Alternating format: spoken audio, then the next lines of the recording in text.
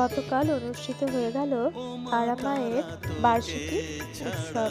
সঙ্গে আমার বোনেরও জন্মদিন ছিল। বাবার জন্য মা সকালবেলায় রান্না বান্না করে আমরা সকলে মিলে চলে গিয়েছিলাম মায়ের মন্দিরে।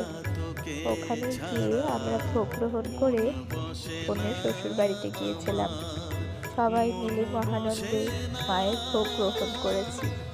রান্নাও চলছে, একই সঙ্গে সমস্ত ভক্তবৃন্দদের প্রসাদ বিতরণ করা চলছে। 8ই ডিসেম্বর থেকে শুরু হয়েছিল মায়ের এই বার্ষিকী উৎসব অনুষ্ঠান ও মেলা।